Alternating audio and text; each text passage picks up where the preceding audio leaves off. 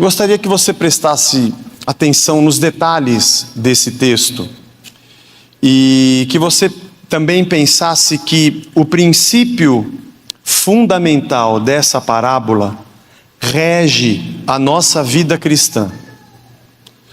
A ideia do que significa o reino e a sua justiça, em muito, está dentro dessa parábola.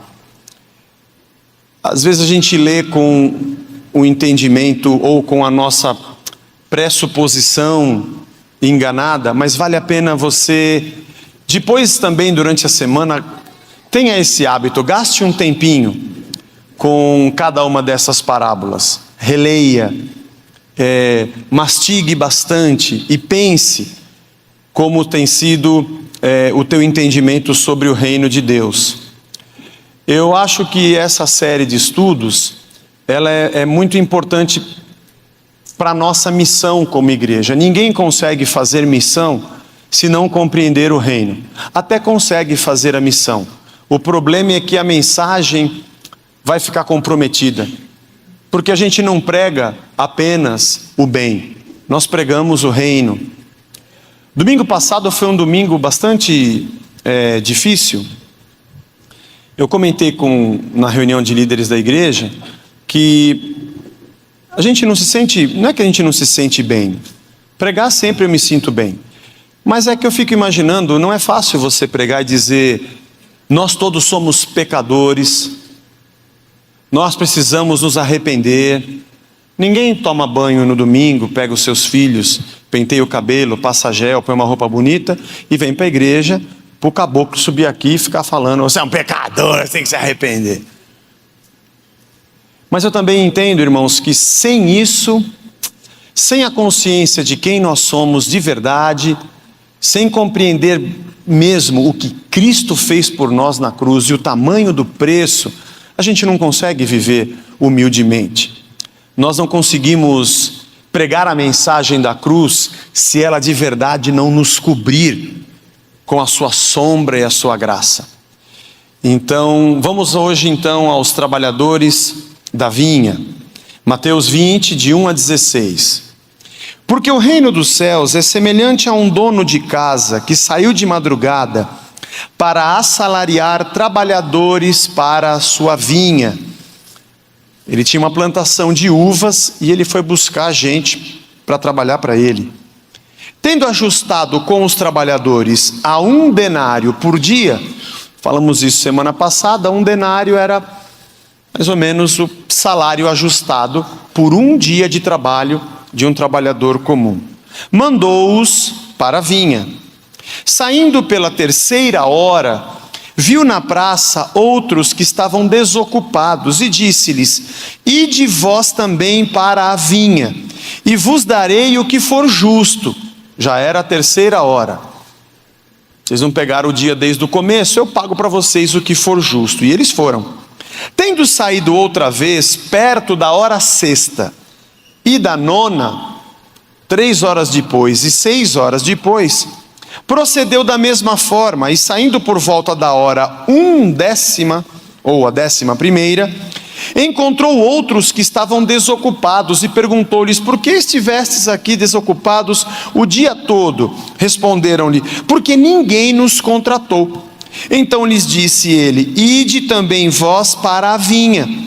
Ao cair da tarde, disse o senhor da vinha ao seu administrador, chama os trabalhadores e paga-lhes o salário, começando pelos últimos, indo até os primeiros. Vindo os da hora 1/10, recebeu cada um deles 1 denário. Ao chegarem os primeiros, pensaram que receberiam mais, porém também esses receberam 1 denário cada um. Mas tendo recebido, murmuravam contra o dono da casa, dizendo, estes últimos trabalharam apenas 1 hora, contudo os igualastes a nós, que suportamos a fadiga e o calor do dia. Mas o proprietário respondendo, disse a um deles, amigo, não te faço injustiça, não combinaste comigo 1 denário?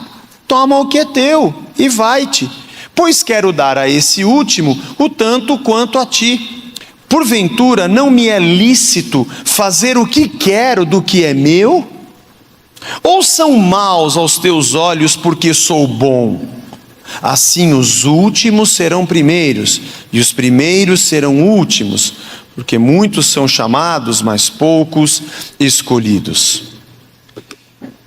Coisa interessante, né? Jesus conta uma parábola, causa um grande problema e um belo desconforto na cabeça das pessoas que entendem que há pessoas que merecem mais e outras que merecem menos. Vamos entender algumas coisas dessa parábola para a gente não ficar perdido. Primeiro, que a praça era o lugar, também chamado de mercado, não como a gente tem hoje, os supermercados, mas esse mercado era um mercado de trabalhadores, era a praça. E ali ficavam as pessoas que precisavam de trabalho. Geralmente na época da colheita, e a cultura das uvas, da vinha, era uma cultura forte na época. Nessa época de colheita faltava gente para trabalhar, e a galera ficava ali esperando, e logo cedinho já vinham os donos das vinhas para contratar pessoas para o trabalho. Eu li alguns comentários sobre essa época, a cultura da época. Tinham também os vadios que ficavam nessa região, tinha gente sem fazer nada, tinha de tudo, né? E alguns chegam a dizer, eu acho que esse trabalhador da 11ª hora que chegou atrasado, eram os caras que não queriam fazer nada. Se você já viu alguém comentar isso, não é verdade. Porque na parábola Jesus disse, quando perguntou para eles, por que vocês estão aqui? Eles disseram, porque ninguém contratou. Ninguém pediu para a gente trabalhar, nós estamos aqui o dia inteiro esperando. E que interessante, alguém esperar até aquela hora, porque isso não era comum. Já perderam praticamente o dia e vão trabalhar e receber praticamente nada. Vamos falar um pouquinho sobre o dia. Naquela época, o dia era marcado de sol a sol. O dia começava, começava e terminava às 6 horas da tarde até às 6 horas da manhã. Começava às 6 da manhã e ia até às 6 horas da tarde. Era assim que se marcava o dia. Quando você lê o Antigo Testamento, é comum você ver os termos pela manhã, ao meio-dia, à tarde, e 2 tipos de crepúsculo, ou o crepúsculo e o termo ao entardecer. É comum a gente ver isso. É provável que essa divisão do dia em horas tenha sido uma influência da época do Império Babilônico, já um pouco mais recente. Nos dias de Jesus, o tempo era marcado da seguinte forma: às 6 horas da tarde até às 9 da noite, lembre-se que tudo era através do solstício, posição do sol, da lua, não havia relógio como a gente tem hoje. Mas se fôssemos pensar nos dias de hoje, das 6 da tarde até as 9 da noite era conhecida como primeira vigília da noite. Das 9 até a meia-noite era conhecido como segunda vigília da noite. Da meia-noite às 3 da manhã era tido como a terceira vigília, e até às 6 horas a quarta vigília da noite. A gente vê no Novo Testamento, nos Evangelhos, aquele texto que, se eu não me engano, aquele texto que Pedro foi preso e amarrado entre dois soldados, que o anjo visita lá pela terceira ou quarta vigília da noite. O que significa isso? São esses períodos de 3 horas que marcavam os 4 períodos da noite. E durante o dia era assim: às 6 horas da manhã era o início do dia, começava um novo dia. Às 9 horas da manhã é o que nós lemos como hora terceira, 3 horas depois. Às 6 da manhã foi quando o dono da vinha foi pegar os seus primeiros trabalhadores. Depois ele voltou na praça, já era 9 da manhã, a hora terceira. E ele disse: olha, vai trabalhar na minha vinha, vão trabalhar lá que eu pago o que for justo. Quando deu meio-dia, era a hora sexta. 6 horas já haviam se passado desde as 6 da manhã. E depois ele passou de novo na hora nona. A hora nona é às 3 horas da tarde. E a hora 12ª, às 18 às 6 da tarde de novo. O mais interessante foi o que aconteceu com esses caras aqui, da 11ª hora. Eles trabalharam só 1 hora. Se bem que ele pagou um denário para todo mundo. A parábola de Jesus conta que ele passa lá 5 horas da tarde. Os caras estavam lá, o que estão fazendo aqui? Ninguém contratou. Vai para a minha vinha, vamos trabalhar. Trabalharam por 1 hora. Lógico que a parábola é uma ilustração, né? Pode ser que tenham trabalhado menos, até chegar na vinha, até se apresentar, mas enfim, trabalharam um pouco. E o interessante é que Jesus conta essa parábola dizendo que quando ele foi acertar contas, ele disse para os seus empregados que pagavam: comece pagando pelos últimos, esses caras que trabalharam só 1 hora. É interessante como Jesus faz as coisas. Ele poderia ter pago a rapaziada que veio desde manhã primeiro, deixa eles irem embora e depois eu faço a bondade que eu quero e eu pago 1 denário para os outros que ficaram menos tempo, para não deixar os caras meio chateados. Mas a parábola de Jesus não é apenas para ilustrar o que é o reino, mas é também para afrontar. A palavra de Deus, ela nos desafia. A palavra de Deus não apenas nos diz a verdade, mas ela diz a verdade do jeito que tira a gente do eixo, que mexe com o nosso jeito de pensar, que confunde nossas convicções antigas. E Jesus estava fazendo isso naquele dia. E na sua ilustração, começou a pagar pelos os últimos que chegaram. E já saca 1 denário e vai dando para o pessoal. Imagina a fila. Vai vendo o cara que chegou agora saindo com 1 denário, até aí não reclamou.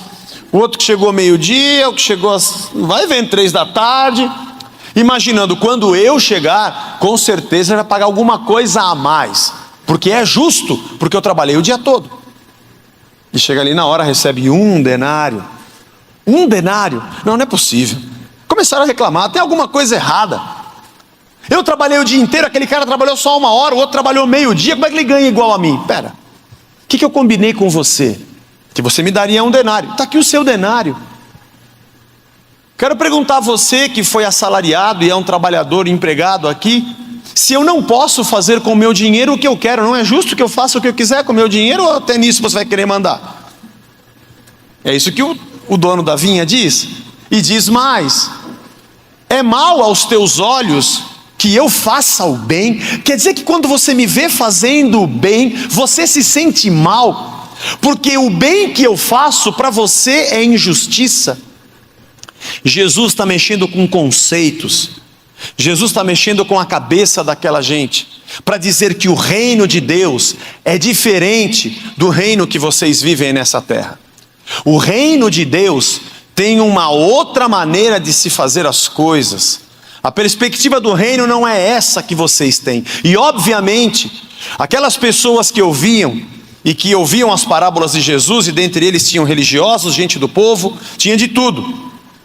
E também espiões do templo, deviam estar furiosos, porque quem fazia comércio no templo, quem vendia benefícios, quem comercializava pombas e comercializava animais na porta, quem tinha benefícios pelo que ganhava do povo, fariseus e doutores da lei que colocavam peso e carga e sobrecarga sobre os ombros dos homens, sem nem sequer com um dedo tentar movê-los. Gente que limpava o exterior do copo e o interior ficava sujo, devia estar furioso com a parábola de Jesus, dizendo que era justo que todos fossem iguais.